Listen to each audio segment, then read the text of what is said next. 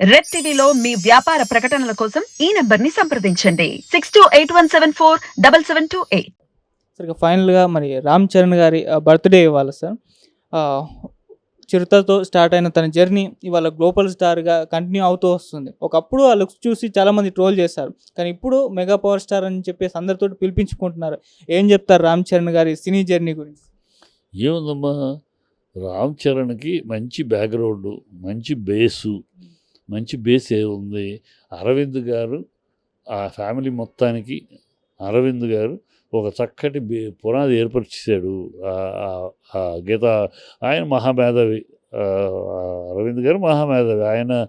ఆయన యొక్క చాకచక్యం వల్లే ఈవెన్ చిరంజీవి కెరియర్ అట్లా వెళ్ళటానికి కానీ బిల్డప్ కానీ టోటల్గా ప్లానింగ్ కానీ మహత్తరమైన బ్రెయిన్ ఉన్నవాడు, విషయ పరిజ్ఞానం, ఇండస్ట్రీ గురించి మంచి అవగాహన ఉన్నాడు. ఎందుకంటే చిరంజీవి హీరో అవడానికి ముందు నుంచే గీతా ఆర్ట్స్ అల్రామలింగి గారు మహానుభావుడు, ఆయన కొడుగ్గా విషయ పరిజ్ఞానం ఉన్నవాడు సినిమా ఫీల్డ్ గురించి.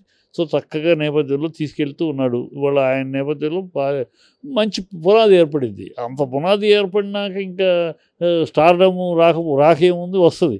వచ్చింది నిలుపుకుంటాం అనేది అక్కడ రామ్ చరణ్ హ్యాట్స్ ఆఫ్ చక్కగా నిలుపుకుంటున్నాడు. వచ్చిన స్టార్డమ్ని అందరికీ దొరకదు కదా.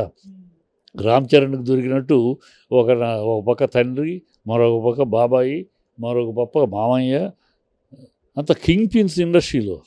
అలాంటి కింగ్ పిన్స్ తనకి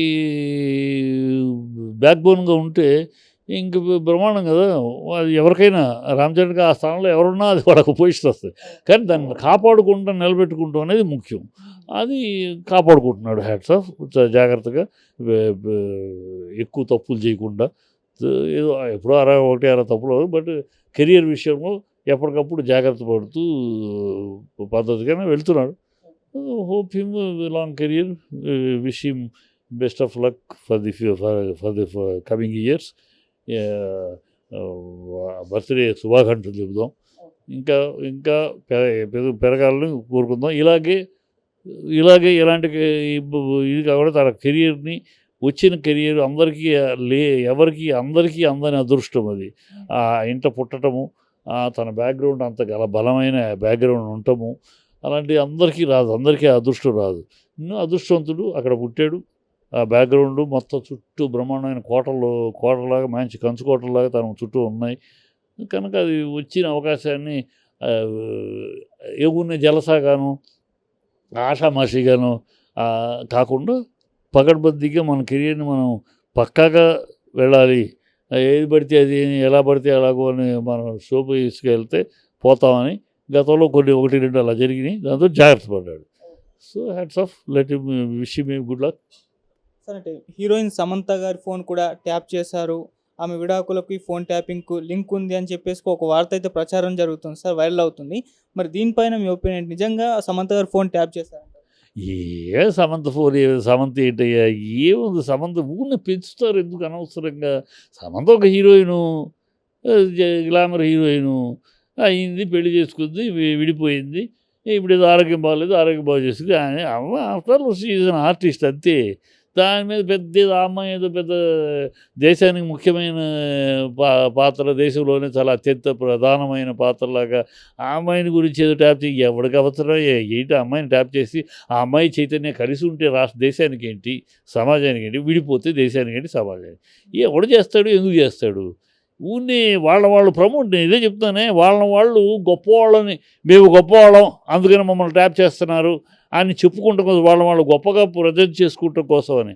మేము సాధారణ మనుషులు కాదు, మా ఫోన్లు ట్యాప్ చేసే స్థాయికి మేము పెద్దవాళ్ళు అయ్యామని వాళ్ళు ఫోకస్ చేసుకోవడానికి చేసే దౌర్భాగ్యపు ఇది తప్పితే, అమ్మాయిని ఒక హీరోయిను, 100 హీరోయిన్లు ఉన్నారు దేశంలో, ఒక హీరోయిను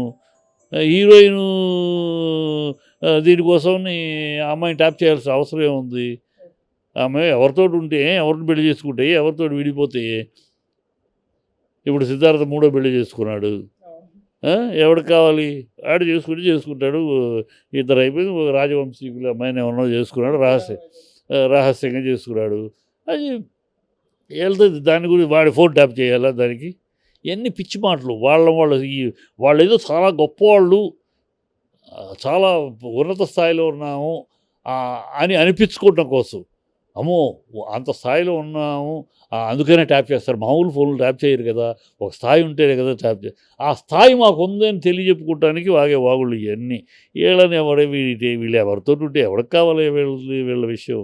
ఏదో ఫ్యాన్స్ సినిమా చూసేవాడు చూస్తారు, చూసేసేపు చూస్తారు, లేనప్పుడు టాటా బై బై చెప్తారు. వీళ్ళు ఏదో దేశానికి పెద్ద ప్రముఖమైన వాళ్ళుగాను, సమాజానికి చాలా ముఖ్యులైనట్లుగాను. After all they are entertainers అంతే. అనవసరం. సో టెన్నిస్, బ్యాడ్మింటన్ క్రీడాకారిణి సానియా మిర్జా గారికి మరి కాంగ్రెస్ పార్టీ నుంచి ఎంపీ టికెట్ ఇవ్వబోతున్నట్టు ఒక వార్త ప్రచారంలోకి వచ్చింది సార్. ఈ మధ్య కాలంలో చర్చలు కూడా జరిపారంట ఆమెతో. మరి ఎలా ఉంటుందంటారు సార్ ఎంపీ టికెట్ ఇస్తే? మరి మీ ఒపీనియన్? అంతకన్నా బుద్ధిహీనమైన చర్య మరొకటి ఉండదు. కాంగ్రెస్ అలాంటివి చేస్తుంది అనుకో. ఇప్పుడు ఆ పిల్ల వాళ్ళ నాయకురాలు కదా. ఇప్పుడు షర్మిల మాటల ప్రకారమే సానియా మిర్జా ఈడపిల్ల కాదు, ఆడపిల్ల. పాకిస్తాన్కి ఆ కోడలుగా వెళ్ళిపోయింది ఆడపిల్ల.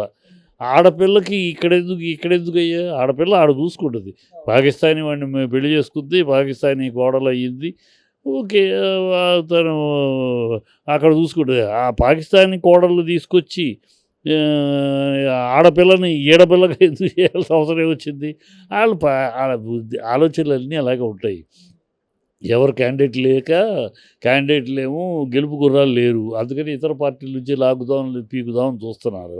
వాళ్ళకి ఏదో తంతి గాలిబుట్లో పడ్డట్టు మొన్న అసెంబ్లీలో వచ్చింది తప్పితే ప్రజల యొక్క ఉత్సాహంతో ప్రజలు కాంగ్రెస్ అని తప్పించు రాలా. ఈ మా బీఆర్ఎస్ యొక్క చిన్న 2-3 తప్పిదాల వల్ల వాళ్ళు వచ్చారు. అది ప్రజల్లో లేదు వాళ్ళకి. అది ఇప్పుడు క్యాండిడేట్స్ అందుకని దొరకట్లా. మా నుంచి రంజిత్ రెడ్డిని, సో మా దగ్గర స్ట్రాంగ్ క్యాండిడేట్స్ ఎవరో వాళ్ళని లాక్కెళ్ళటం, వాళ్ళ కోసం ప్రయత్నాలు చేయటం, వాళ్ళ దగ్గర పిల్లి మొగ్గలు వేయటం చేస్తున్నారు తప్పితే సానియా మిర్జా మీరు ముస్లింకి ఇవ్వాలంటే లేరా మీ పార్టీలో? ఎందుకు లేరు? ఉన్నారు కదా. కానీ మీరు ఈ పాకిస్తాన్ నుంచి తీసుకురావాలా? అంటే వీళ్ళు ఇక్కడ ఎంఐఎం ఆ పని చేసింది అనుకోండి, ఎంఐఎం ఒప్పుకోవడానికి ఎంఐ ఆడ పార్టీనే పాకిస్తాన్ వాడు స్థాపించిన పార్టీ. వాళ్ళ ముత్తాతకి పాకిస్తాన్ వాడు స్టార్ట్ చేసి రజాకార్ అప్పుడు వెళ్ళిపోబోతూ ఈ పార్టీని వీళ్ళకి చెప్పారు. సో వాళ్ళు పాకిస్తాన్కి అడ్డాగా ఎంఐఎం ఓవైసీ లాంటి వాళ్ళు మాట్లాడినా, పాకిస్తాన్ ఫేవర్గా మాట్లాడినా, మన దేశం మీద పాకిస్తాన్ అంటే ఎందుకు ముస్లిమ్స్ అని కాదు, అక్కడ మన దేశం మీద నిరంతరం విషం కక్కుతున్న ఒక దేశం. మన దేశం మీద విషం కక్కుతున్న దేశం పాకిస్తాన్. కనుక మన పాకిస్తాన్ శత్రు దేశం. ఆ శత్రు దేశాల నుంచి క్యాండిడేట్ తీసుకొచ్చి పెట్టుకోవాలనే దౌర్భాగ్యపు ఆలోచన కాంగ్రెస్కి తప్పితే ఈ భూప్రపంచంలో ఎవరికి రాదు. కాంగ్రెస్ ఎందుకంటే అది బోగస్ హిందువులు, వాళ్ళు బోగస్ భారతీయులు, వాళ్ళు బోగస్ గాంధీలు, అన్నీ డూప్లికేటు. సో అన్ని రకాల దిగజారుడు ఆలోచనలు వాళ్ళకే వస్తాయి. కనుక ఇలాంటి దిగజారుడు ఆలోచన ఇది. సానియా మిర్జా తీసుకొచ్చి పెట్టడం, అమ్మాయి ఈడపిల్ల కాదు, పెళ్ళి ఎప్పుడో పుట్టింది, ఇక్కడ పెరిగింది, ఓకే, భారతదేశం తరపున ఆడింది, ఓకే. తర్వాత పెళ్లి చేసుకుని ఈడపిల్ల కాదు నేను ఆడపిల్లనని భారతదేశంలో ఎవరో అమ్మాయికి దొరకలేదు, పాకిస్తాన్లో పాకిస్తాన్ వాడే అమ్మాయికి నచ్చాడు, వీళ్ళు ఒక చేసుకోపో, అయిపోయింది. పాకిస్తాన్ జనాభాలోకి వెళ్ళిపోయింది. ఇంకా మళ్ళీ అమ్మాయిని లాక్కొచ్చి ఇక్కడ పెట్టాల్సిన అవసరం ఏంది? ఇప్పుడు ఇక్కడ ప్రజలు నెత్తిన మీద పెట్టాల్సిన అవసరం ఏముంది? అది కుళ్ళు ఆలోచనలు, చిల్లర ఆలోచనలు. సార్ అంటే ఆమెకు కొద్దిగా ఇమేజ్ అయితే ఉంది కదా, మరి అదేమన్నా ప్లస్ అయ్యే ఛాన్స్ ఏమన్నా ఉందా? ఇమేజ్ ఒకప్పుడు ఉండింది.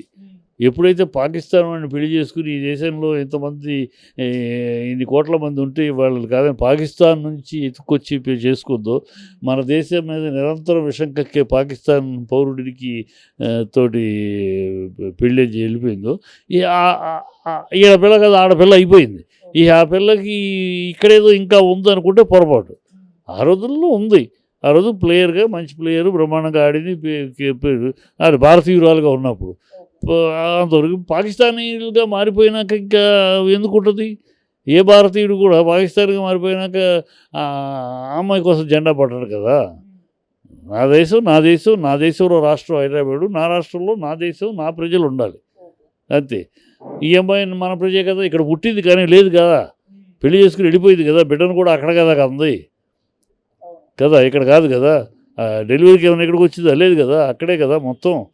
ఇప్పుడు విడాకులు తీసేస్తుంది కనుక మళ్ళీ మా బిడ్డ అంటామా? కనుక ఎంత హాస్యాస్పద, అమ్మాయికి ఏదో ఉంది అనుకుంటూ శూన్యం, ఏమీ లేదు. Thank you so much sir.